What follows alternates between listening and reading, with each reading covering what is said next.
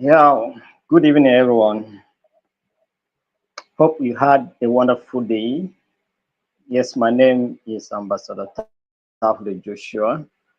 I am the registrar of the Institute of Global Peace and Conflict Management, and we are here once again to continue with our 1 month free professional training in sustainable peace in peace and sustainable development. Of course, if I say sustainable peace and sustainable development, I'm still correct. All right. So we started the training for the past 6 days now, and we have been on it, and you people have been connecting. We appreciate your connections and also your participation. You have been actively participating, sharing, commenting, paraphrasing, questioning, and making clarifications. So that's what we call active participation. It also shows that you have good listening abilities. By the time you are able to paraphrase and also optimize what we are saying, it means that you have good listening abilities. So we want to appreciate all of you for taking time to be part of this training. We are grateful that you can join us today as well. So far we are working on peace and sustainable development, and it has been a good, it has been going on steadily. We have finished module one, we are in module two. So today we'll be looking at unit three of module two. So it means that today we'll be done with module two as well. All right. So I want to welcome you specially on behalf of the Governing Council and Management of the Institute of Global Peace for always connecting to join to learn so that you can do, so that you can help to make our society better. You are learning so that you can do and make our society better. So that's what it is. So we appreciate all of you for your participation. So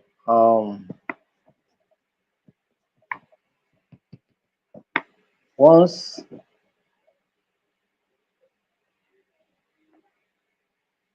we are done with the training, you'll be taking your examination, and then of course you will get your certificate at the end of that. And all of this is being done for free. So I want you to share it with someone, invite them to also be part of the training. Tell them the training is free. They should not be afraid, because some people may be thinking maybe they have to come and pay money. Tell them from training to certification, all free. So I want to welcome you once again. So today we are looking at the strategies for peace building. All right. Strategies for what? Peace building, or peace building strategies. Peace building strategies. When we talk about peace building means a lot of things. All right. So peace building can equally be like when you are building a house. Because when you are building a house, there are several things you need to put in place before the house can become a house. Otherwise, it was not in existence. But when you begin to take certain steps and put certain actions together, then a house emerge. Do you understand? So you commit resources, you commit your energy, you also commit the energy of others, and of course, you make sure that it worked so systematically to bring out the building. Everything that needs to work has to work so that the building will come out well. Do you understand? You buy standard materials to construct your own house. That's how peace building is. Peace building is not an easy activity. because peace itself is very fragile. You understand? Peace itself is very fragile. So the only thing that can, you know, help to bring out the peace we need is when we put in our actions, put in our effort, and then be consistent in those efforts to make sure that we have peace. So it's not a cheap thing. You understand? Peace is not cheap. It requires a lot of resources, requires a lot of strength and energy to do it. Do you understand? So, and peace building means a lot of things. So, if you want to define peace building, what is peace building? Peace building is a term that refers to efforts, processes, and actions undertaken to prevent the outbreak, escalation, continuation, or recurrence of violence, and to build sustainable peace in societies affected by conflict or violence. All right, that's the definition. Refers to efforts, processes, and actions undertaken to prevent the outbreak. That's number one thing. So, peace building has to do with pre, pre. Do you understand? Pre action. That is the action you take to prevent. Do you understand? Pre actions. And then we have actions that you will take during. All right, maybe during a period of conflict, you put in certain steps to also reduce. And then we have what we call the post. All right, and so it's not just an effort that take place before conflicts happen. Even while conflict is ongoing, you can still put in peace building measures to reduce or stop the conflict. And after the conflict is ended, it did not stop there. We have to reconstruct, we have to reorient it, we have to make more effort to make sure that there is no reoccurrence of the conflict. Do you understand? So that's what it means. So peace building requires a lot of things and it involves everything. It is not just after war. It's not just an actions that take place after war. No, we must mitigate conflict. And peace building is one of the elements that can help us to mitigate and the occurrence or the outbreak of conflict. Do you understand? So peace building aims to address the root causes of conflict, promote reconciliation, foster sustainable development, strengthen institutions, and create a culture of peace. Our International Day of Peace was what? Cultivating a culture of peace. Do you understand? So that's the essence of peace building. Cultivating a culture of peace. If we have everywhere peaceful, if we have everywhere where people are committed to peace, people are giving their best to peace, then we'll have less conflict. All the things that is happening in Middle East is because we value war too much. There are better ways we can end the conflict in the Middle East. And it requires just an effort of trying to, you know, just compromise one or two things, and then we'll have peace in that area. But nobody is willing. Everybody wants to show strength. That's the reason why we are having the conflict we are having there. All right. But peace building activities are still going on.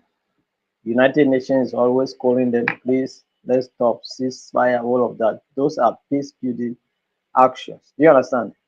So there are key components of peace building. Those include conflict prevention. It's one of the key components of what of conflict. Conflict prevention conflict resolution, post-conflict reconciliation or reconstructions, reconciliation, promotion of human rights, fostering social inclusion, economic development, and strengthening governance, and of course, the rule of law. All of these are components of peace building. So injustice is a cause of conflict. So when the laws are not strengthened and carried out the way they are supposed to carry out, it can cause conflict. When judgment is wrongly passed, it can cause conflict. Do you understand? So um, peace building involves a lot of things, a lot of things. Good governance. Bad governance can cause conflict. Bad governance can cause conflict. So people must take steps to avoid bad governance. When you are a leader, make sure that people get the result of what they elected you for. Do you understand? So in that way, you can be able to, reduce the chances of conflict occurring. Some of these things that we see in our country today is because there are no economic opportunities. There are no job opportunities to engage the minds. Young people on the street, on the street of our nations and also in our villages, moving aimlessly, doing nothing, it's a threat to peace. They are a risk to peace so far as peace is concerned. Because as they are walking like that, they are angry people. Do you understand? Because some of them are thinking of what will I even eat when I return home? If at all they have a house over a roof over their head. Do you understand? So all of these things are, threat peace. When bad governance is in place, it can cause conflict. So let's look at some of the strategies to, promote sustainable peace building. What are those strategies that we can put in place to promote sustainable peace building? We have conflict prevention. One of the strategies is what? Conflict prevention. You all agree that prevention is better than cure. That's how they say. Prevention is better than cure. It is better not to have conflict at all. So in any way possible you can help to prevent conflict from occurring, do it. Do it. Even if it means, most especially, violent behaviors, armed conflict. You understand? Because but we say that conflict is a natural aspect of human existence. We can disagree. Misunderstanding can come in. These are conflicts. But they should remain at the level of misunderstanding, and they should remain at the level of misunderstanding and you know should not extend beyond that level. So when it gets to a point whereby you have to take arm, you have to behave so violently, then it's a problem. So that's why we must do everything possible to prevent conflict. Put in measures to reduce conflict in your organization, even misunderstanding. Put in policies to help reduce misunderstanding. So identifying and addressing the root causes of conflict before they escalate into violence is crucial for sustainable peace building. So early warning systems, mediation, and dialogue can help prevent conflict from erupting. So there should be early signs, warning signs to show that we are heading towards conflict. Do you understand? There should be early warnings. And then those that are to help to prevent the conflict from occurring must act proactively to make sure that the conflict does not occur.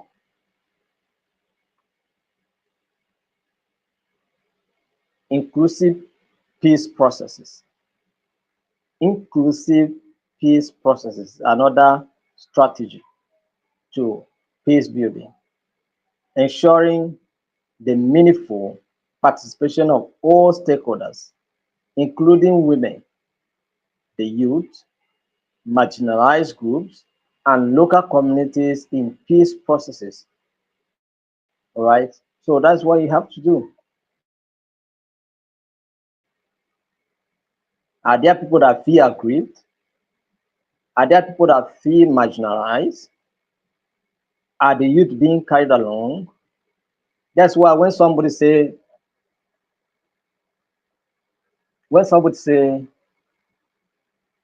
scrapped NYSC, it's wasting government resources. And I ask, do you know what you are talking about at all?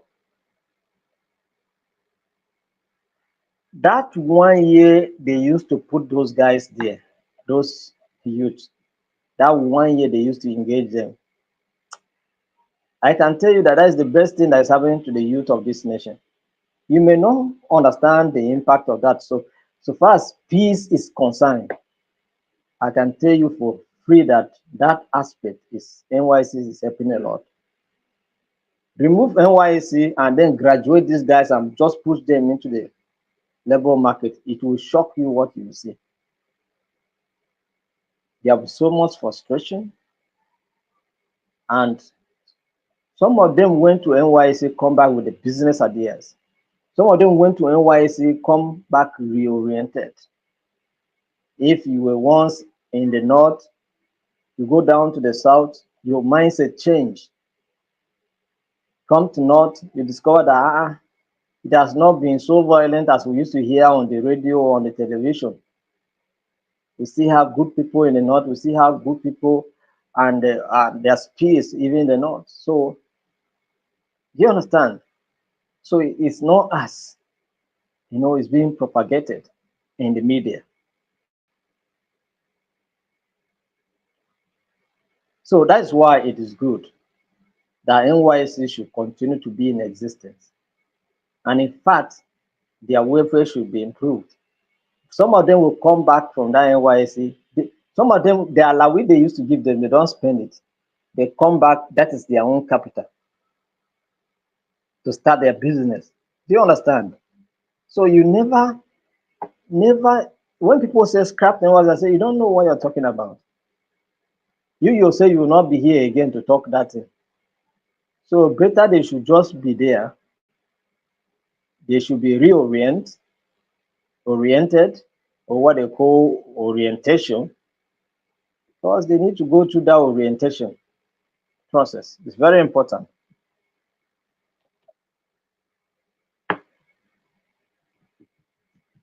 So inclusive peace processes will help. Do you understand? So young people must be carried along. So inclusivity helps to address grievances, foster reconciliation, and promote social cohesion. So this is what it is.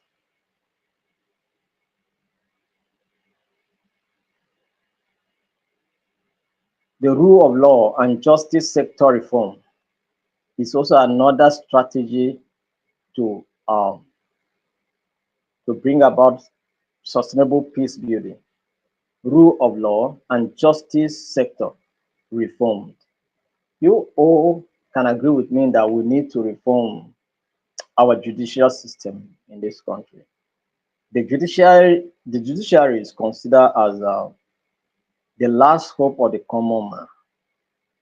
When all hope is lost, to approach the court is expected that you should get justice.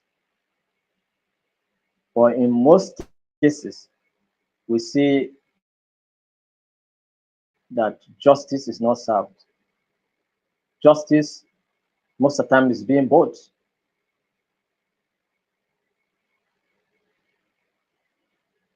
So this has been causing conflict. This has been causing agitation. Do you understand? If the judicial system is functioning the way it should function, the Federal Character Commission is functioning the way it's supposed to function, the civil service is functioning the way it's supposed to function, then I can tell you for sure there will be no agitation. When job opportunities are being equally distributed, you will not hear any problem. But these things are not being done. And then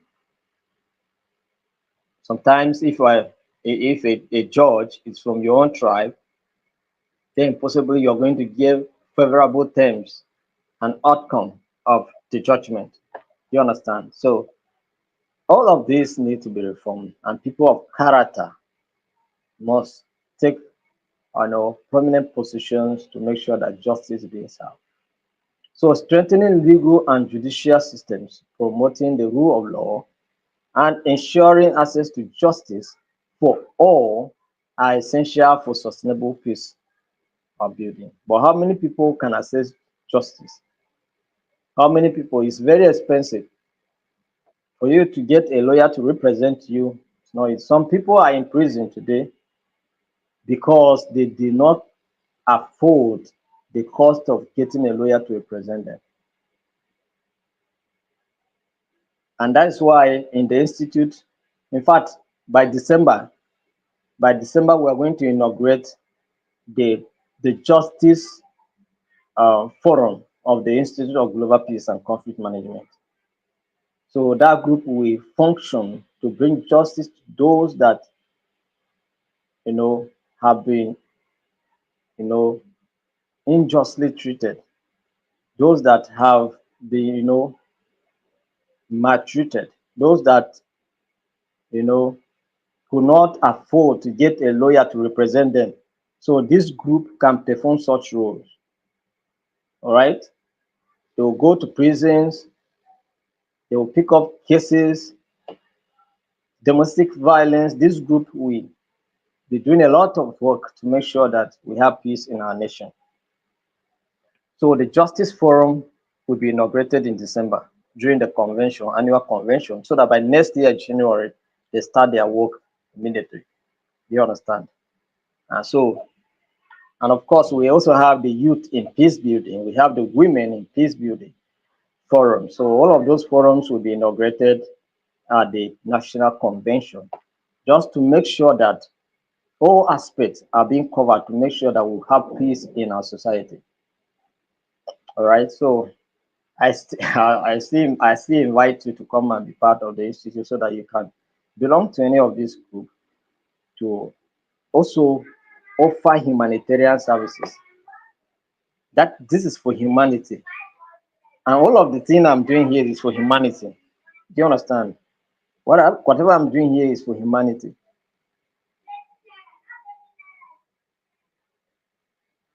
So we all can do our own. This is my own quarter that I'm contributing to make sure that people get the knowledge they need to know and what they need to do to promote peace in our world. So if you can also contribute your own part, no matter how small it is, you add to this my own, and then another person also bring his own part, add to this my own. I get a point now. Then we will go far. We will go far.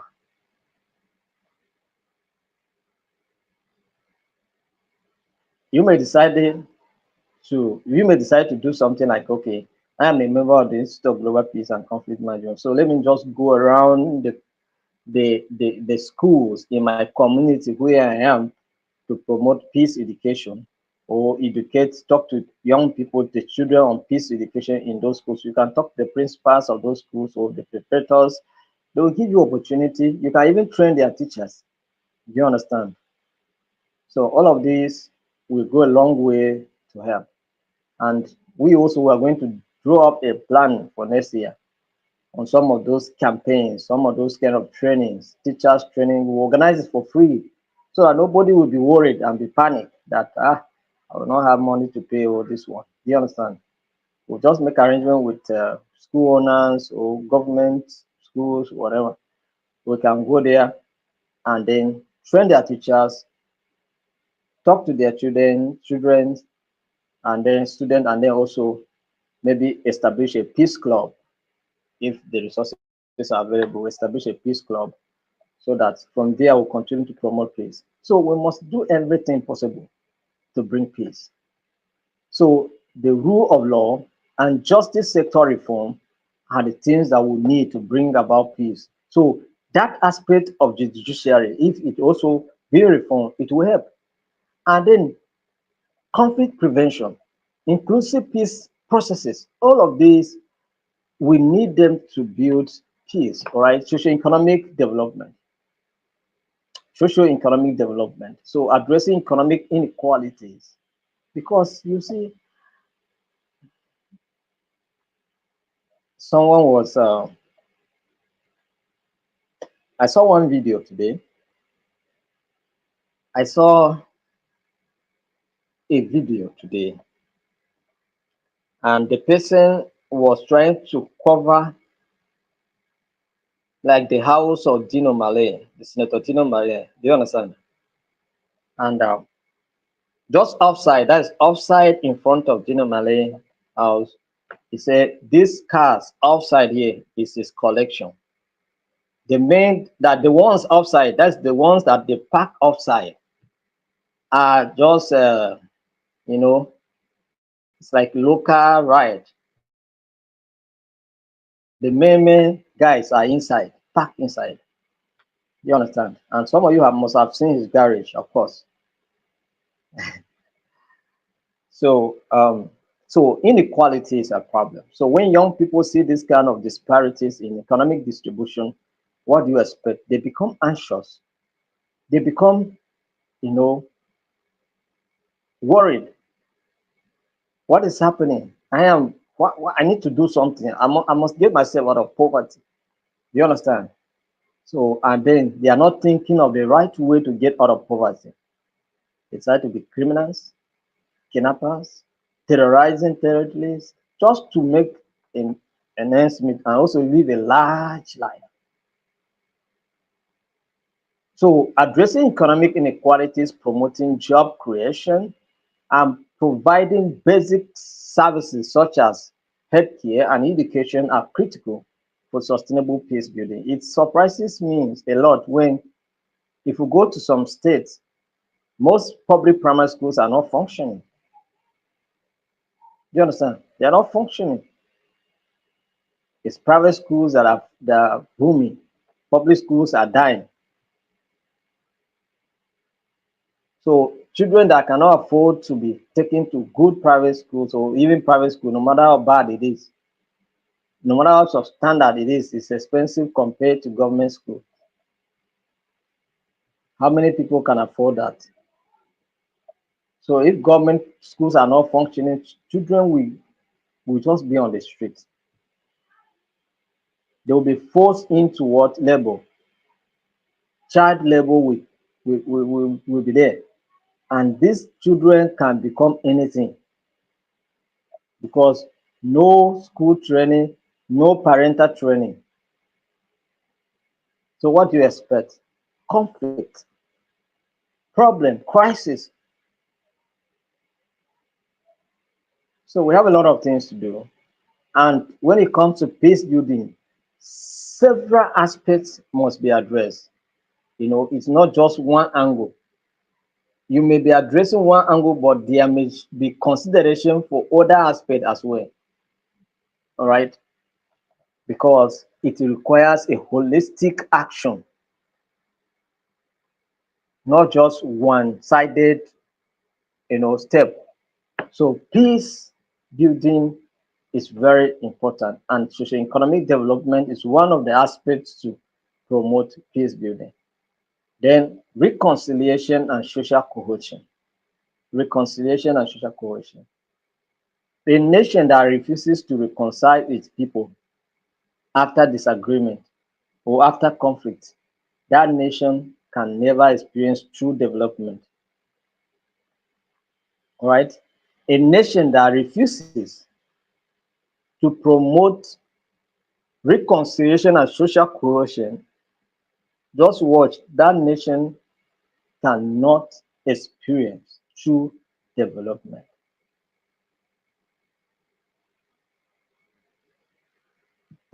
Do you know that there are some cities in Nigeria here that doesn't welcome for it as in non-indigenous, like give them land, let them build houses, develop the area? No.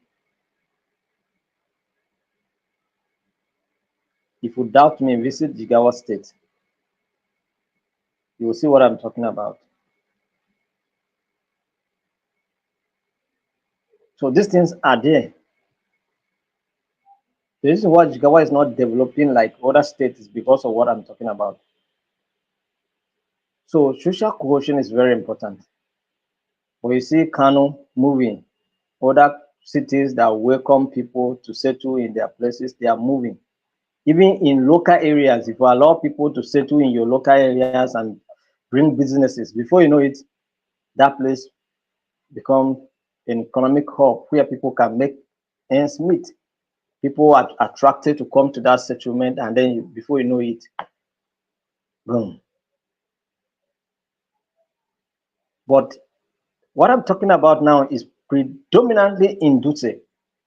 If we go to Hadeja, do you understand?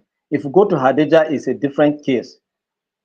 You can see Hadeja, many people coming to settle there. Why? Because they are welcome. But in Dutse, it's a different case.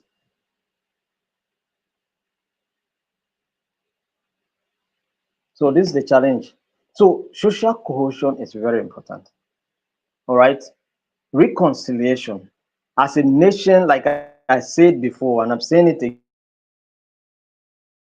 again, as a nation, we need a true national reconciliation. It must, that is, we must put in effort to make sure that it happens. We cannot shy away from it. We must come and discuss our problem and reach solution. It doesn't matter what we feel that we'll be losing. If we are truly reconciled, I am telling you that we will lose nothing.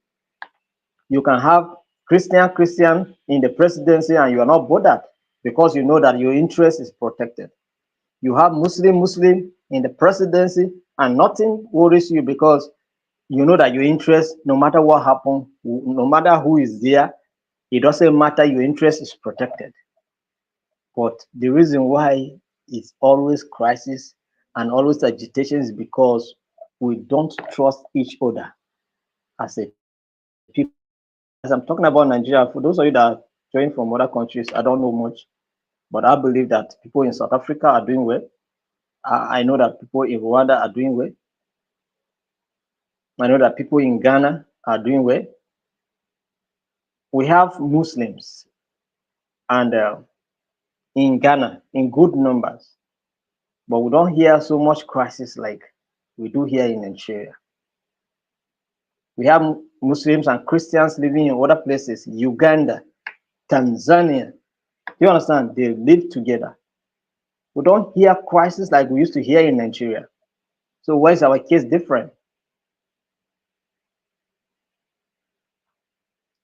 It is because true national reconciliation has not taken place. Before Nigerian independence, the Nnamdi Azikiwe, Abubakar Tafawa Balewa, Ahmad Bello, and all of them, Obafemi Awolowo, they were fighting together to make sure that we get independence.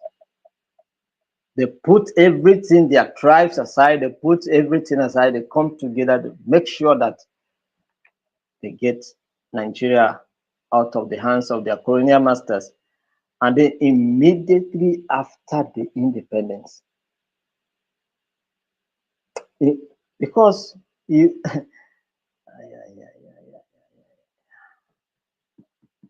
yes, at that time, Nigeria was practicing parliamentary system of government, where Nnamdi Azikiwe was the president, and then uh, Abaka Tafawa Balewa was the prime minister. You understand? And then something happened. Coup later. Where the coup came from and what even prompted the coup in the first place. This is also I can categorically yes, Nigeria as a nation when they were not yet, a country, our individual nationalities they used to clash, right? Okay, um, we used to have what we call the kingdom, the Benin kingdom, the the Owo kingdom. Do you understand? The Oyo empire, and all of those things were there, and they used to crash here and there. Do you understand? But our main problem started after that coup. The issue of trust becomes a problem to a point now when somebody is in the presidency. Appointment, as you see, the level of appointment are just it's not encouraging at all. Why? Trust is not there. And why is that there's no trust? Because reconciliation has not taken place. Nobody has come out to say, well, I am sorry that our brother did this thing and did this. That coup d'etat was not necessary in the first place. For crying out loud, it was not, it was not necessary in the first place. But it has become a problem. So people should come out and say, well, we are sorry for what happened. And then, despite all of this, we can still reconcile and be one as a people. Forgive me, forgive us for what happened. Our tribal man did this thing. We are sorry to the nation, we are sorry to the people of this country, and also other injustices that have taken place. People will come and also apologize. Apologize for marginalizing particular sections of the country. We are sorry that we have marginalized you and refused you the opportunity to have, you know, equal representation and this one and that one. Let's come out and discuss this issue and achieve true reconciliation. I'm speaking so much on this because we need this true reconciliation. It's a very important issue for us as a nation. And so, for those of you that are here that are Nigerian, we need to reconcile. You have to understand this. But I'm not just speaking to Nigerians only. I'm not bothered about South Africa because I know that South Africa reconciled, Rwanda reconciled, and today they have peace. They are moving forward.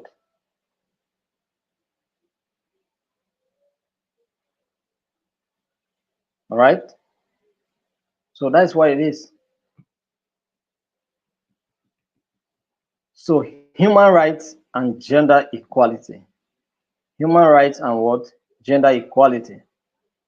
So upholding human rights, promoting gender equality, and protecting the rights of all individuals are fundamental for sustainable peace building.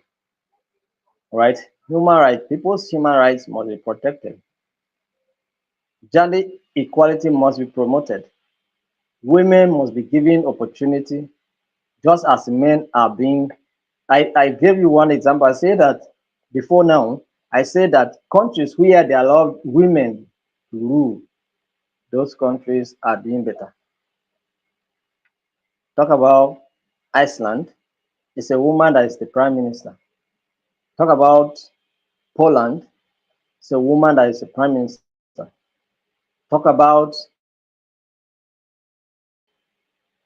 um, Switzerland, woman that is the prime minister. Talk about Germany. If Kamala Harris will win American election, then she will break the record of being the first woman president in history of America. You understand? And of course, a lot will change. So gender equality is very, very important.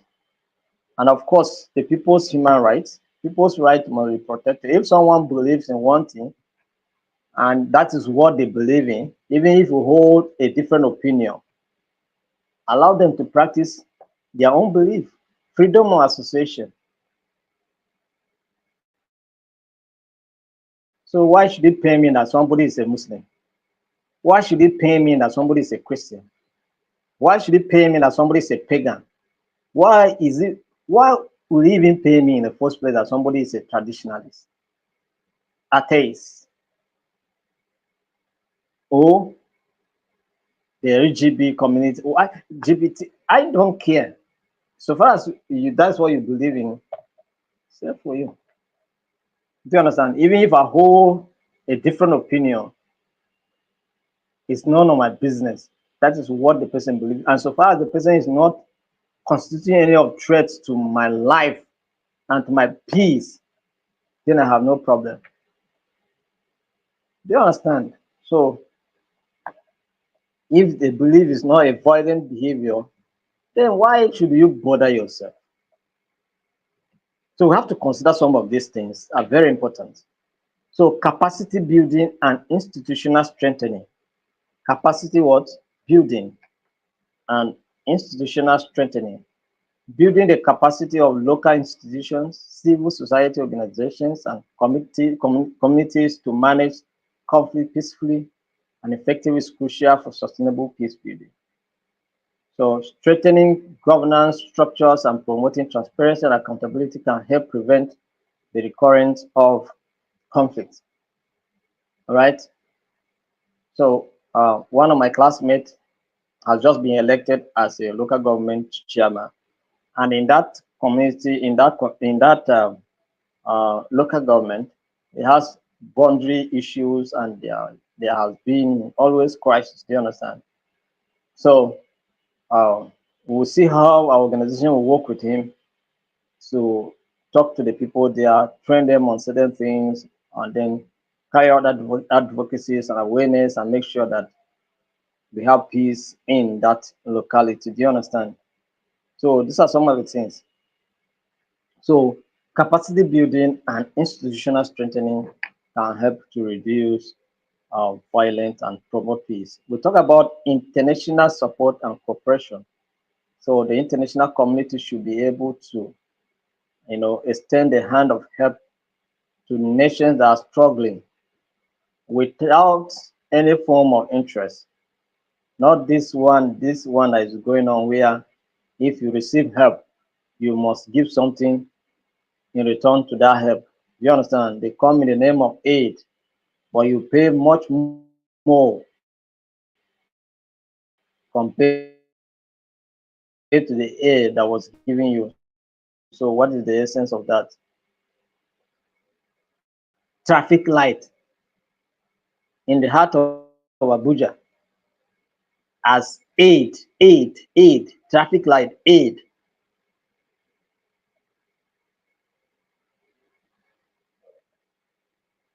So, but what is going on?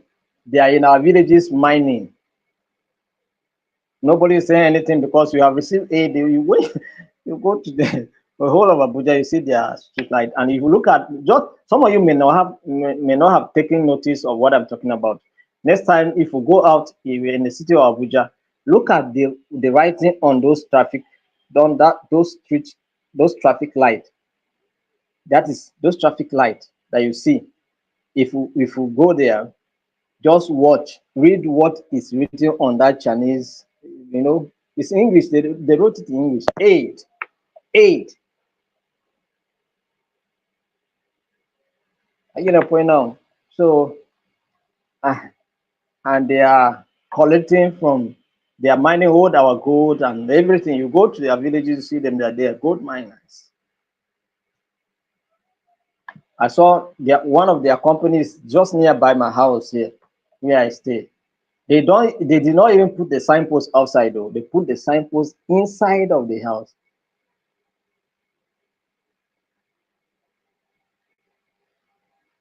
So if I'm passing, I strain my eyes to read what is inside. They put the signpost inside, you know, the burglary that they put, do you understand, is inside there. So these are things, but nobody can question them. And some of them are genuine. Some maybe government gave them the license to operate. Some are doing it illegally. Do you understand? So these are the things.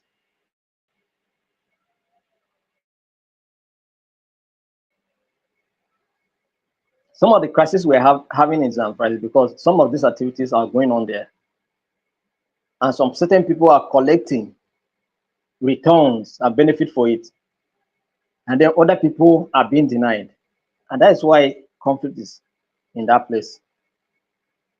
Do you understand? So, intentional support should come with clean hands. Do you understand? Not with hidden interests. So, support genuinely for the cause of humanity and peace.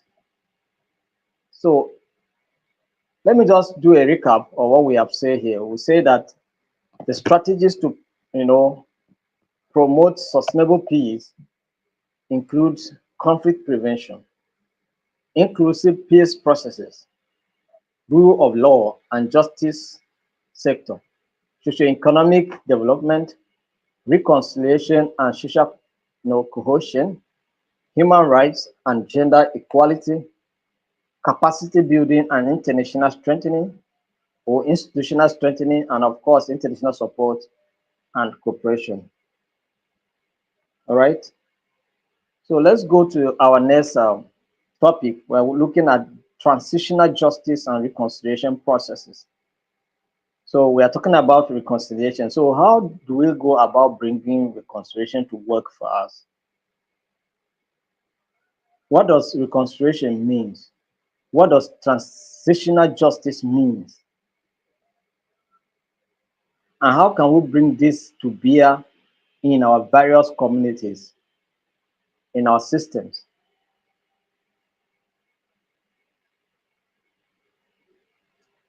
So transitional justice is a framework used in post-conflict or transitional societies to address human rights violations, promote accountability, and facilitate reconciliation. That is what transitional justice is all about. So basically, it's being used in a place stricken by conflict. If you want to solve the conflict in Congo, you have to develop some of this because it's in Nigeria, of course. We also talk about the issue of post-conflict reconciliation. So we have to do something. Transitional justice is needed. Let justice be served. Those who feel aggrieved must be compensated in one way or the other. The compensation may not necessarily be in cash, but one way or the other, we will reconcile. You can even sacrifice. A region may say, okay, because of what happened, we will not go for presidency for 2 terms or for 3 terms or 4 terms. That's the sacrifice we can do to just bring our nation together. So transitional justice is needed. Okay. So it aims to balance the needs of justice, truth, and peace in societies. So the aim of transitional justice is to do what? Balance justice, truth, and peace in our societies. So transitional justice processes typically include a combination of judicial and non-judicial mechanisms to address past abuses. Past abuses. Mark the word past abuses. All right, past abuses, and promote healing and reconciliation. Someone may come and express anger and pain. The reason why we talk about establishing true reconciliation commission is because people come with an open mind to discuss their problem. They talk about what they suffered in your hands. You also talk about what you suffer in their hands. So at the end of the day, what happened? At the end of the day,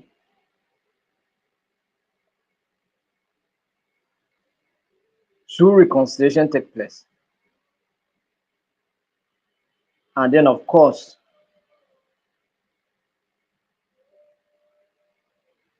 you have peace. Justice is served where justice was denied. When the people of South Africa were maltreated, they went out, they paid the price, but when they got what they wanted, they say, well, instead of looking at these people as our enemies, they are not really our enemies. At least for now, we got what we wanted. So let's reconcile with them so that we'll continue to move together. And today, South Africa is enjoying peace to some extent. Do you understand? It's just the issue of politics that sometimes make it look as if there are issues here and there. It's just that they don't like our Nigerian people. I don't know what will do them more. They always have a problem with us. So if you are from South Africa and you join this training, I'm not your enemy. Oh. Nigeria is not South Africa's enemy at all. And Nigerian people have businesses in South Africa. South African people have businesses in Nigeria. Talk about MTN, talk about DSTV, talk about several of them are out there. South African company, talk about IBTC, Bank, Stanbic, the one you call Stanbic from South Africa. Do you understand? So all of these are functioning here well. So what is the issue? They generate the highest revenue from Nigeria, MTN, even DSTV. So what is the problem? Are we saying we should not patronize them because they are South African businesses? No, don't do that here. So you people should, accommodate our people there and stop the unnecessary fight. It doesn't make anything. All the xenophobias should end. That is all the truth. So what are the elements of transitional justice? Elements of what? Transitional justice. What are the elements of transitional justice? Truth commission. Number one is truth commission. Truth what? Commission. Why do we call it truth commission? Someone may be asking, why do we call it truth commission? It's truth commission because you come and tell us what your real experience was in the hands of someone. I get when you are giving room to express how you feel, your experience.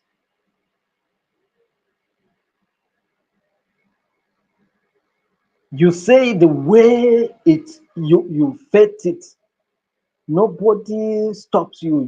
That is, you want to vibrate and express those pains. Once you discharge those pains and you calm down, then we will pick those areas that you were talking about and see how we can ensure that true reconciliation happen. Because you must have expressed your pains, everybody express their pains, and then at the end of the day, we resolve. Do you understand? Truth commissions are established to investigate and document human rights violations committed during a specific period of conflict or oppression or repression. They provide a platform for victims and perpetrators to share their stories, to share what their stories, how it was, their real experience.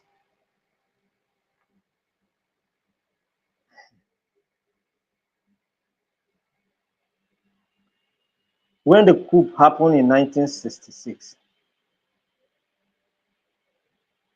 how How was the feeling of other people when the civil war happened in Nigeria? What was the feeling of those people?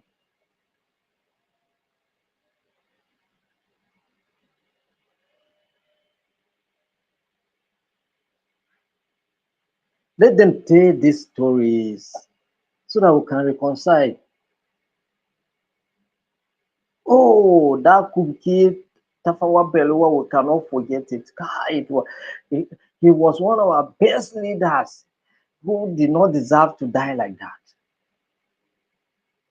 So for us, that thing we are finding it difficult to forget it. If you don't know this, our pain.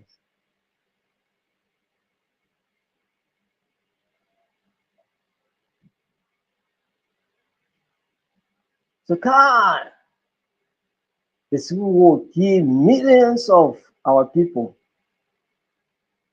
We cannot forget it. For us, it's a hard reality. That's why we are even agitating for our own state, for our own country. But even with that agitation, we can still come together and discuss all of these things. Do you understand? And reconcile. That is, you set a truth commission. It will go out there, gather all the evidence. There are people that experience these things I'm talking about. They are still alive. They can tell those stories. They can say it how it happened.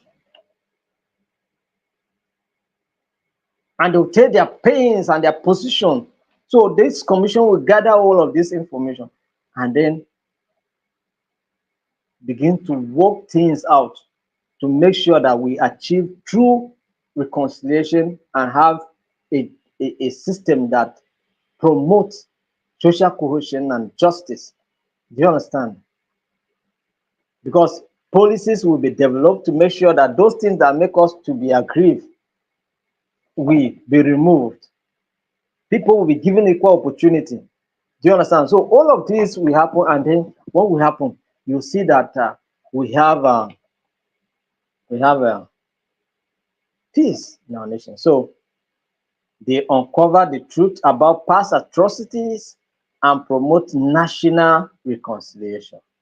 That's the essence. That's the reason why we must have a truth commission. Prosecution.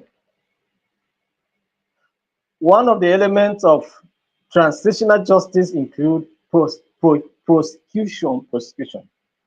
So holding perpetrators of serious crimes accountable. People that were responsible for certain things should account for it.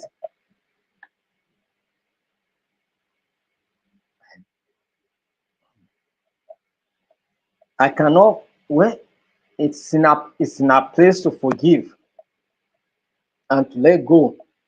One of the elements of peace is forgiveness. You can forgive. Now the question is that is when somebody commits serious atrocities like the issue of Boko Haram, and then suddenly you say, "Oh, we drop our arms. We repent now. We repent now." And then you say, "Wait, oh, don't worry. These people have repented. Let's incorporate them in our military, in our police, in our now security architecture, oh, civil defense, immigrations, and all of that." Then you have done us wrong. Anybody that took that decision is doing us wrong. Those people must have served jail term and suffer in jail for a period of time before they will be given such kind of consideration. How can somebody destroy people, kill people, at the end of the day say I'm a repentant Boko Haram, and then you say you should be put in the army? How? What process of rehabilitation have they gone through that you want to integrate them in the army? It doesn't work that way. So prosecution, it means that these people must serve jail terms. Even if we want to temper justice with mercy, if they were on if you are going to use the law that prohibits such activities to punish them and work with the punishment that is being defined there. Maybe they say 20 years imprisonment. You can decide to show mercy and say you are going to serve a jail term of 10 years instead of 20 years. I get a point now. To just to make sure that people who were killed, who their family are still alive, feel at least have the feeling of justice being served. Are you understanding these things? So there is very, very important. And these things we must do them. Somebody do something wrong, we say, oh, just leave him. He's one of us. Why should we, no, no, no, no, no, no, no, no. That person must go, even if he's one of us, and you really want to help him, prosecute him. All right? Send him to jail. Let him go and serve a jail term and rehabilitate from there. Do you understand? And learn in a hard way. Learn how it is to feel pains. Let them see what suffering means.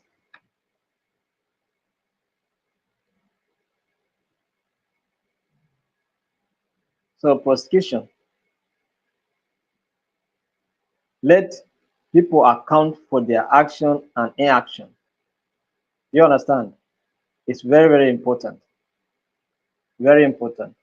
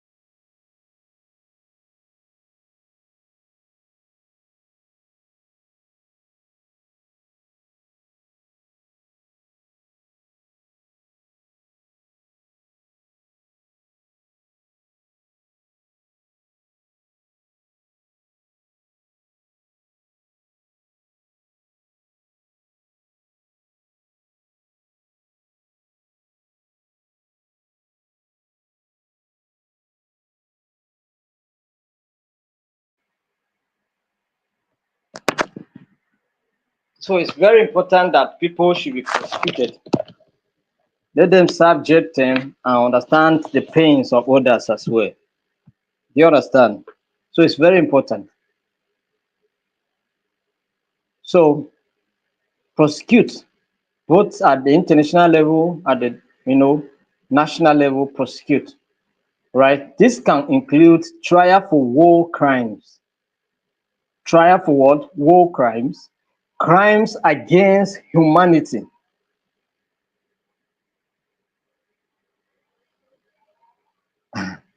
Genocide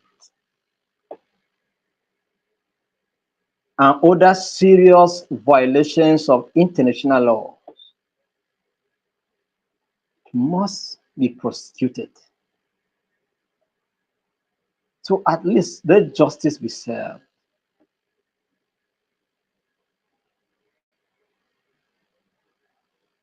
You see what they're talking about? Is it Pope Diddy or Diddy Pope or whatever? You see what it's saying, It doesn't matter how much influence he has committed serious crime and they're investigating.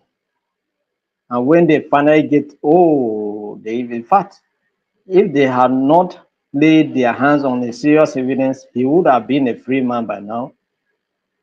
But they put him, they incarcerated him pending because some of the evidence are there, which are good enough to keep him where he is now, pending when justice will finally be served.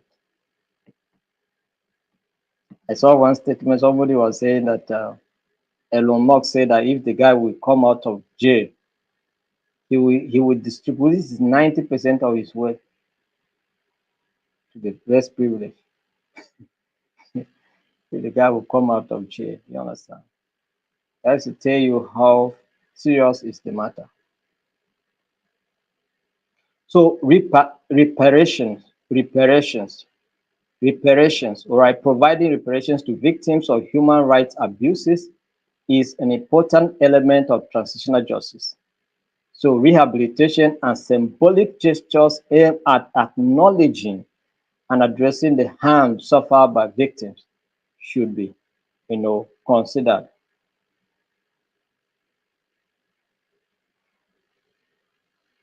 You can decide to go and build a bridge in the southeast and name it a reconciliation bridge. I'm talking about monumental gestures, symbolic gestures. You can build that bridge and name it reconciliation bridge.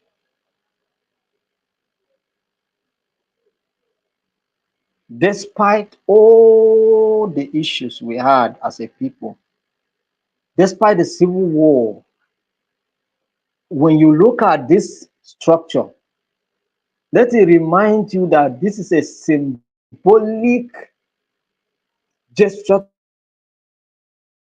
to show to you that we are really sorry for what happened.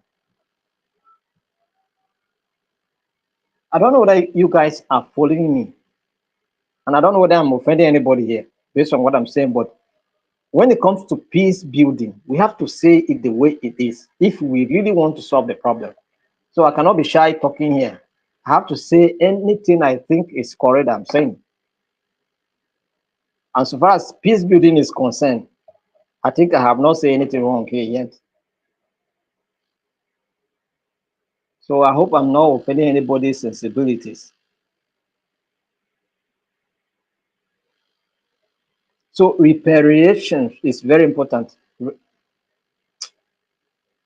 The institutional reform, reforming institutions responsible for human rights abuses such as the military,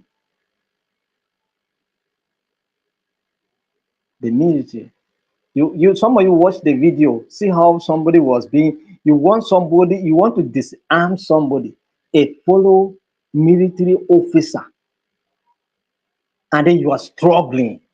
How what level of unprofessionalism is that? You don't do it that way. And in the course of that struggle, I think they were gunshot. Do you understand? So what if you kill somebody?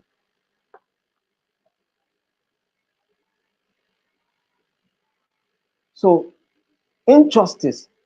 There are some people in the military for years they have not seen promotion. Why? Maybe one who got felt offended. So it's enough reason in the military respect the last order. In the military respect the last order. No, no, no. It's not correct. It's not correct. Respect the the last order when it is in order. Respect the right. I say respect what? The last order when it is in order. But an order that is just to punish somebody, an order that is just to, suppress somebody, an order that is meant to destroy somebody, such order should not be respected. And these things happen in the military.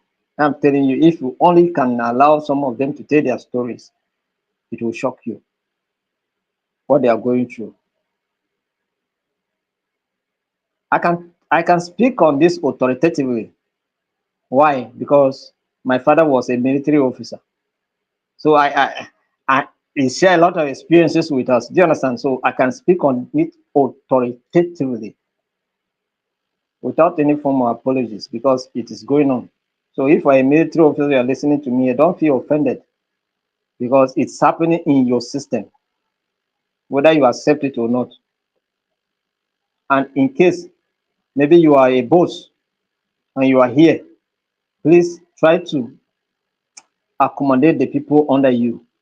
If you are a commander, command in order, not not to show anything because it's a privilege that you were there and tomorrow you will not be there. Do you understand? So that's what it is. So institutional reforms, police, is it not NSAS that was disbanded because of the atrocities they were committing? NSAS protests in Nigeria, some of us cannot forget it. It was one of the best organized protests in Nigeria that I have ever seen. And that unit of the police was disbanded. Reform. Even right now, you can reform the Nigerian police because I cannot believe that police, only few police are out there to protect lives and promote peace and order. A good number of police are busy following big men. That's why there are serious crimes. When crimes happen, nobody is there to investigate. We are busy following big men up and down. So when will they have time to go and investigate crimes? Government, a financial institution is accusing a particular former governor that he stole money. Police are working to defend him. What is that? If he has been accused, let him go and explain himself now. As simple as that. Go and tell us that your hands are clean. Bring document to prove that my hands are clean. Why the struggle? Why the fight? Why the cover? I'm just making observation. But it must be reformed. Police must be reformed so that the road will not just be to follow.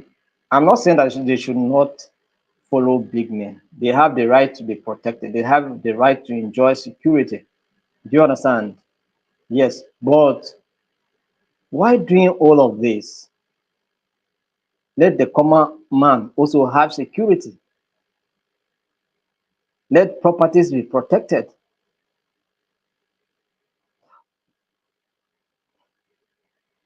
And then the judiciary, the judiciary. For those of you that did alternative dispute resolution, better if we should go on advocacy so that we establish, make sure that the ADR centers are working. So many cases are out there, people have not received, you know, some of the cases are not even cases that should be taken to court, cases that can be discussed and settled, but they are before a court of law, and court doesn't have time for it. They are busy attending to political cases, they forget the other ones. Sometimes you get judgment here. To enforce that judgment, you have to go to Brekete family before the judgment can be enforced. What system is that? But it's because this institution has lost its value and respect. That's why you get a judgment and then people, somebody is being stubborn that it cannot be, enforced. What? So reform institution is very important. All right. So this can prevent future violations and building trust in the post-conflict society. It can prevent what future conflict and of course, you know, build trust in the post-conflict society. So strengthening the rule of law very important so that if a court gives judgment and you refuse that judgment should not be enforced, let the court also take serious major actions against you. You understand? Most especially if the case is, except you go for an appeal. If you do not go for an appeal, what? What are you waiting for? So reconciliation process, promoting reconciliation among communities divided by conflict, among communities divided by what? Conflict, among communities divided by conflict is a central goal of transitional justice. In the plateau, you understand what is going on there. In the North Central, you understand what is going on there. In Zamfara, you understand what is going on there. In Data, you understood what happened that led to the killing of several soldiers and so many other places. So reconciliation process is needed. Reconciliation process aims to foster understanding, empathy, and trust among former adversaries, promote social cohesion, and prevent the recurrence of violence. It's very important. So, memory initiatives.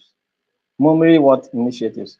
Preserving the memory of past atrocities and promoting a shared understanding of history. History, a shared understanding of history. Because we must talk about these things. We refuse. We say we say history should be removed in our schools, and we don't need history. How can we say we don't need history?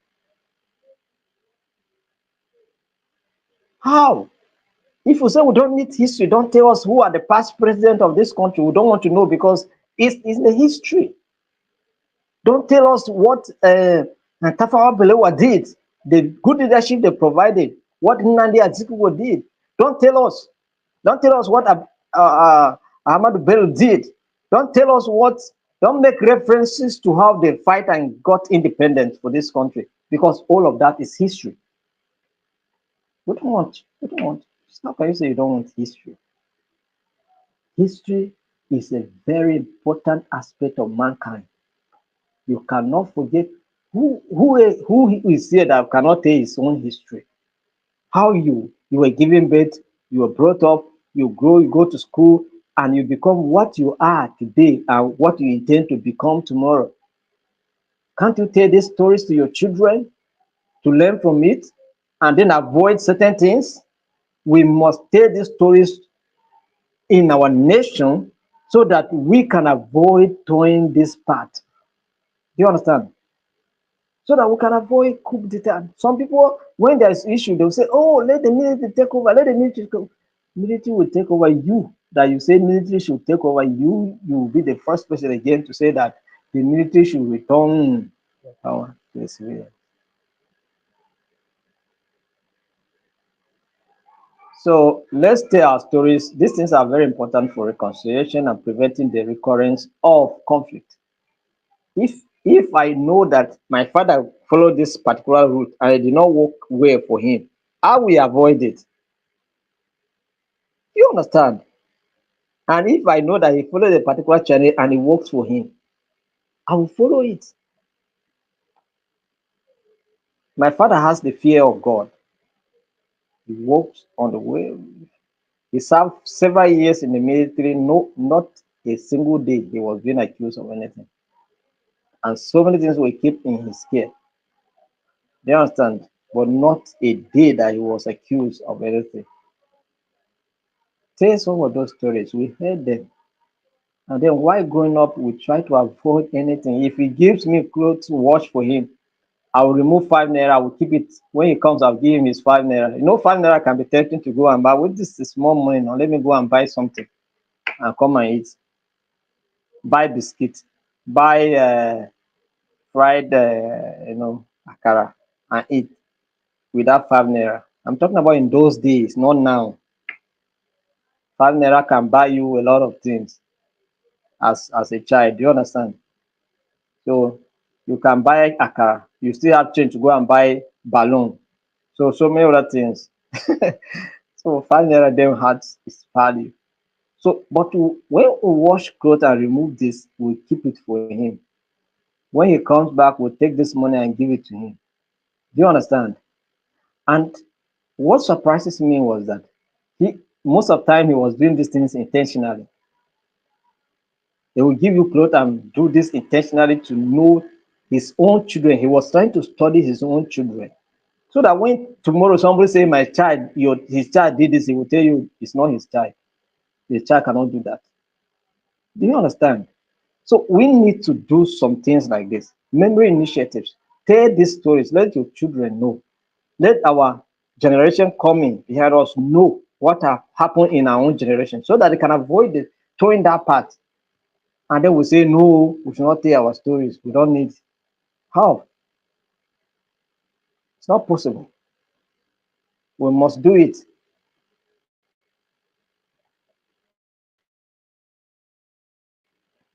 So reconciliation process are also essential component of post-conflict peace building and transitional justice effort. So, so these are the element of what post-conflict is reconciliation or post-conflict justice or transitional justice and reconciliation process. We'll talk about truth commission, we'll talk about prosecution, we'll talk about reparations, we'll talk about institutional reforms, talk about reconciliation process, memory initiatives as key elements and approaches to you know uh, uh, transitional justice. So let's look at some of the key elements and approaches to reconciliation process. One is truth telling, tell the truth, provide opportunities for victims and perpetrators to share their stories and knowledge and acknowledge the truth about past atrocities is a very important thing to do. Do you understand? So because they must, one, acknowledge and then show a sense of remorse for what they did, and then also receive punishment for it where necessary, depending on the gravity of the crime they committed. You understand? And then you cannot destroy the whole state in the name of you are doing Boko Haram, and then we say, oh, you have repented. They should give you a chance. In fact, not just chance, you'll be integrated in our national security. How can we get to that point? It's not possible. And I believe that this did not happen. But if it happened, then that's very unfortunate. So give people so let them come and tell the story. So truth commissions or community dialogues help uncover the full extent of human rights violations and promote shared understanding of the past. In my community, one day, some young guys, three of them, they went and grabbed one lady. This lady used to sell some of the spices like onions, pepper, and all of that. And so at the close of the market day, they went to this lady and then grabbed her, took her to a particular forest, maltreated her, messed her out. To some point, they even think that she died. Do you understand? So, but while these things was going on, some vigilantes in the village spotted this guy. So they now tried to like tell other people. So they were monitoring their movement gradually. They didn't know. So and where they took the lady, and so they monitor and all of that. So they monitor how they finish and return back. They didn't know what was going on. And then and they went and slept in one room in the same place. And so the community people went and surround that house, and that lady was also taken from that place where they took her and all of that. And then very battered and shattered. I get a point now. And then at the as the that was around like 4 a.m., 5 a.m. So they grabbed those guys, they called them to come. So when they went, when one came out, they asked him why is he here, and where are others, and he said he's the only person. And then he entered his room and locked it. So they had to break the door, bring all of them out, took them to the market square. While they were discussing this,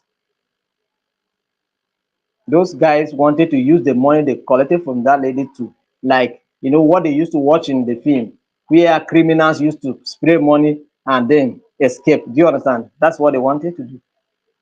And the community people say, so when I want to use money to do what? Who wants that money?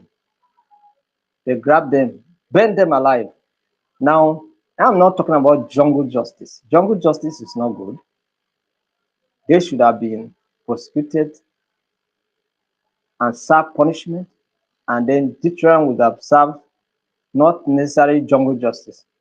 But I can tell you that that singular act, some people felt that, oh, our brothers were key. We have different clans in our community. So some people felt that our brother was key. So they are just waiting for a moment that such incident will happen. And so everybody is keeping low. If you were stealing, you have to repent immediately, because by the time they catch you, you will not escape what those guys suffer, because as if it's going to be a kind of revenge or something of that nature. Do you understand? So but these are not what I'm talking about. I'm not talking about those kind of activities, but I'm trying to say that truth is, assuming they agreed and they apologized, they would have been considered and given opportunity, maybe a lesser punishment, but they wanted to run, and then they were grabbed and burn them alive. So apologies and acknowledgement. You have to apologize. You acknowledge the crime you have committed, and then apologize and all of that. Restorative justice. Someone, when we see somebody say somebody steal goat and you kill the person, because I saw in some communities where somebody steal a goat and he was burnt alive. No, no, no, no, no. That is not correct. Collect the goat, return it to the owner, and let this person be disciplined, and let him serve some punishment and reintegrate him back into the community, not to kill. It's not correct. It's not correct. It's going to create enmity among community people. Forget the fact that he's a criminal and he has done an act of criminality. This thing, he may do it out of frustration. It's not necessary that he's a criminal. Some maybe out of temptation, after maybe they are following one gay and the gay is demanding for certain change and he cannot afford it, he will just go and do it. Not that he's a criminal. So you have to understand some of these things. Do you understand? So restorative justice demands that that which he stole should be restored to the person, and then maybe a discipline applied. Do you understand? So this can help to bring about conflict resolutions in the community. Reparations, I have discussed that one. Community engagement. So communities should engage to reconcile themselves. Education and awareness. Peace education is very important. So some of you that did training on peace education, a brief one, we are going to bring a full-fledged training on peace education in January next year. That will be our first training for next year, peace education. You understand? So engaging communities in reconciliation process is crucial for building trust and promoting social cohesion. So education, awareness, inclusive approaches are the things that we have to do in the reconciliation process. So post-conflict reconciliation and development. This is the last topic. I want us to try to watch it and finish it on time. All right. So now we have. I hope people are not tired though. I we don't have to be tired, because we are discussing something very important that is affecting us as a people. So you don't need to be tired. But if you are tired, you can find a juice from the fridge. You cross leg and take, and then listen again. So post-conflict reconciliation and development. So post-conflict reconciliation and development refers to the process or processes and efforts undertaken to rebuild societies and promote sustainable development in the aftermath of conflict or violence. Exactly what is happening in Borno State today. It is very unfortunate that despite the fact that these people just came out of a difficult situation, then the issue of flood, dam, the release of what I can't just imagine my head. Dam, a dam that is being constructed, and there are people there to control the level of water there, and then ensure the release of water gradually. We just come and release water, or they will allow the dam to break. No, no, no, no. We cannot be so careless like that. You can release this water small, small, small, and reduce it. So the whole of Borno State was immersed in the flood. How possible is this thing? And then their suffering exacerbated. Do you understand? Suffering increased. And they are just trying to rebuild. That is, they're trying to come out of a violent situation that took place in that area, because it Borno was the theater of war. So one of the key aspects of post-conflict reconciliation and development, infrastructural rehabilitation. That's what's going on in Borno. Schools are being, they give them opportunity to build better schools. All right, those schools that were destroyed, they built standard secondary schools, primary schools. You understand? High infrastructural development activities.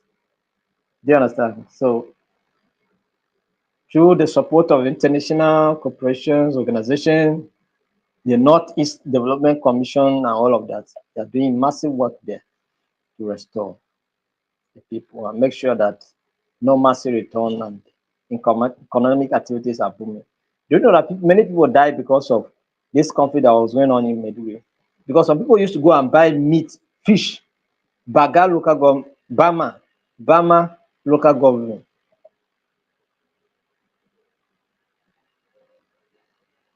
to go and sell and make money. And this thing was stopped. Some people died because no source of livelihood again. You understand? So economic recovery, promoting economic recovery and sustainable development is essential for rebuilding post-conflict societies. You understand? So create jobs, do a lot of things, governance and institution buildings. Thank God that Professor Babagana is doing well, trying as much as possible to see how those people make it. That's what I'm talking about, good governance. Try to do something. Build institutions, all right? Educational institutions, administrative issues, promote transparency, promoting the rule of law. All of these things are very important. Then social services and human development, ensuring access to education, healthcare, social services, and other basic needs for all citizens is important. Then we'll talk about reconciliation and peace building, environmental rehabilitation, addressing environmental degradation and promoting sustainable natural resources management are important. That's what I was talking about. Environmental issues, water, dam, constructed, that is man-made dam that you can control it. He refused to control it until he break out and then kill people, destroy properties. One of our member, who is a member of the NCO, called me and said that he lost everything. And he works with the University of Maiduguri. He lost everything. Do you understand? And we, as an institution, we are not yet to activate our humanitarian unit. But we have to just, out of what can we do? We just send a small change for them to, for them, though our members are in Meduguri, we just send a small change. I don't know how much what we do help them, but maybe in one, maybe help them to buy Maggie. That can help. Do you understand? So environmental rehabilitation. So community engagement and participation, international support and cooperation. So all of these are needed for post-conflict reconciliation. So many foreign institutions are helping to rebuild Medjugorje. Do you understand? Borno State, they are constructing. Even I was talking with one of the naval officer. He said that they also constructed hospital, and that's the Nigerian Navy, construct hospitals, build boreholes, and did a lot of things to make sure that communities come back and then enjoy their lives. Do you understand? So I think even the military and the rest of them, they were doing a lot of things to make sure that uh, you know these people get what they deserve. So this is the much we're doing. Tomorrow we are going to go into Unit 4 and we'll be looking at peace education and advocacy. Peace education and advocacy. So we are not going to go into details of peace education. We'll just do a small element of peace education for you to get an idea of what peace education is all about so that we prepare our mind for full training on peace education next year. Do you understand? So that's what it's about. Tomorrow, that's what we'll be looking at. So make our time tomorrow to connect as well.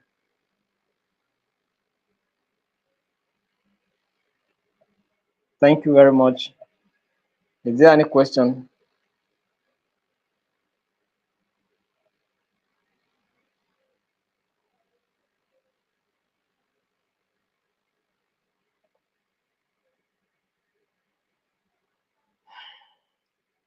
Without having a question, please, for those of you that have group presentation to do, that is on alternative dispute resolution, please, if we should work your presentation so that you write your exams and get your certificate and go. But without the presentation, there will be no writing of the exams. So if your group has not present yet, just make everything possible to make your presentation so that you can get your certificate and move forward. Thank you very much. See you tomorrow by 7. Although some people will be doing their presentation tomorrow. So if you want to come and witness it, 4 to 5, 5 to 6. So you can be part of that presentation and enjoy it. Thank you very much. Have a wonderful night to rest. Bye. Mr. Chumuka from Zambia. Thank you very much. I wish you all the best, all the way from Zambia.